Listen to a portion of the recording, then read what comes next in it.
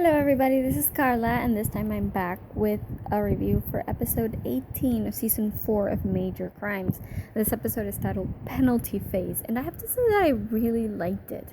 Part of that is because I have this thing where I just like it when the bad guys are just like psycho for no legitimate reason. This one actually reminded me a lot of I'm not sure it was a season 2 or season 3 episode of the show when there was this model guy who had gotten eliminated for a reality show or something, and he was just going around killing people so he could stay in their houses, and it was really terrifying just how scary the dude was.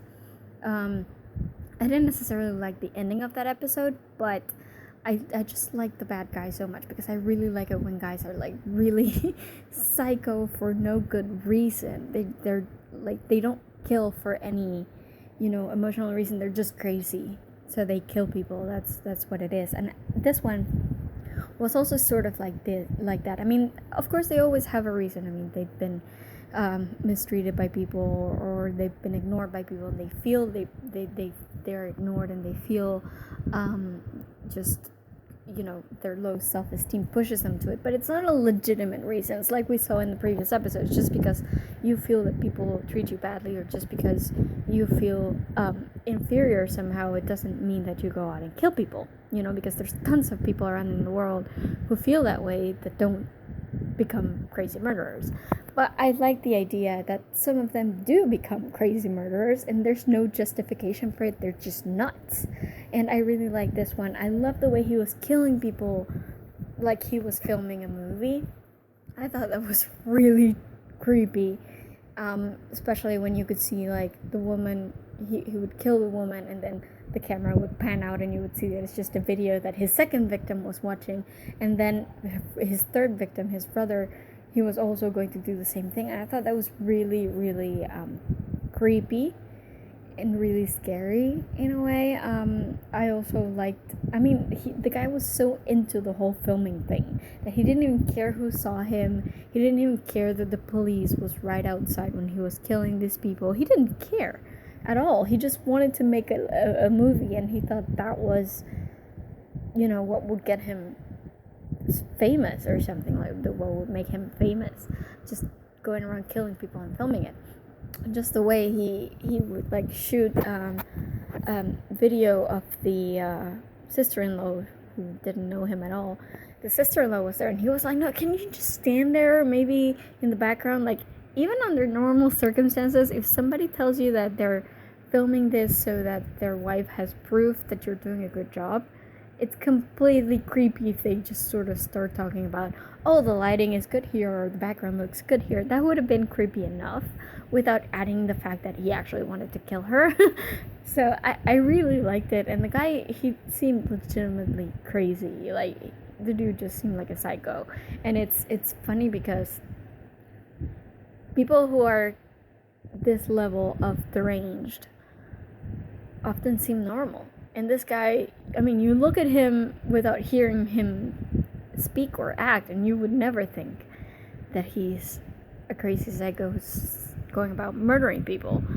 He seems so normal, but then when he flips the switch and he starts acting deranged, then it makes all the sense in the world in a way. It's like, it doesn't really matter how people look. Anybody can be that one crazy psycho. And I thought that was really great.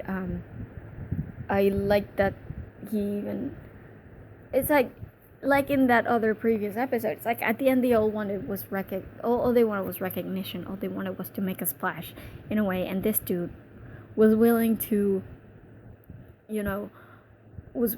set himself on fire and kill himself just to like leave a legacy behind with this movie he was making. It was insane. I really loved when people are like that, when bad guys in especially in cop shops are like that, because they're freaking scary. They're really, really, really scary, and I really loved that plot. On the other hand, we have the of course the Slider plot and the Rusty plot. Slider well, I mean, we saw last episode that he kind of sunk himself in a way. Just, I thought it made sense that they sentenced him to death. I don't, again, like Rusty, I'm not entirely sure that I agree with the death penalty.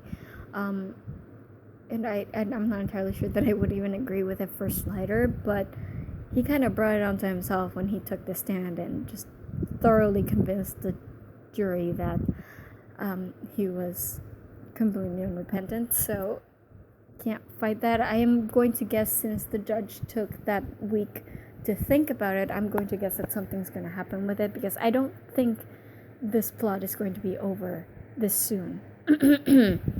I think that there's going to be more to the Slider thing, especially now that Rusty and Gus are a thing. And I love that, because I mean, we saw that coming. Like I said in the previous episode, we saw coming that there was something going on between them, but I just love it, because Rusty, he's like pretty much everybody out there who puts themselves out on the line just to like risk getting into a relationship and just putting your heart on the line to another person like that. I mean, Rusty's basically everybody. I mean, we're all scared of putting ourselves out there, you know, and he, especially because of his past, he's I mean, it's taking him 4 years to just even begin to trust that Sharon is not you know, being nice to him because she pities him or something.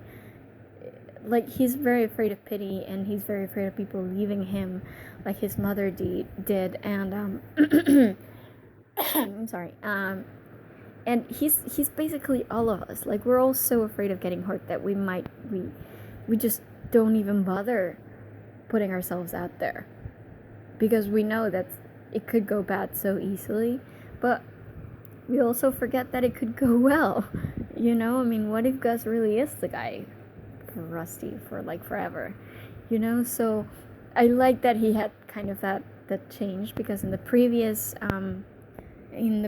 episode, he pushed Gus away just because he didn't know him, and he just couldn't imagine it going well in a way, what with his past and with everything that's happened to him. But this time he came around, you know, he kind of came around to it. Just, he was brave enough to give it a try. And I hope we see more of that, because again, my goal this second half of the season was just for Rusty to actually get a boyfriend and be happy. So I would like to see that. I like that they mentioned that Gus is coming back not because of Rusty, but because of his sister. That was nice, because I had totally forgotten that he had another sister. But it's good that they're keeping continuity like that. And I mean, the only thing that's scaring me right now is the mere mention of Rusty's mother. I mean, come on. Did you really need to ruin my happiness like that? Writers, like, now I can't get out of my head the idea that she might come back and just completely ruin Rusty's relationship so easily. Because she's still, I mean, even though he's improved by leaps and bounds, she's still his mother, and she's still got a hold on him. And it'll be up to her, you know? And even if Sharon is kind of washing her hands off of her, Prevence is still around, and it's good to have that Rusty has a lot of people who care for him, not just Sharon.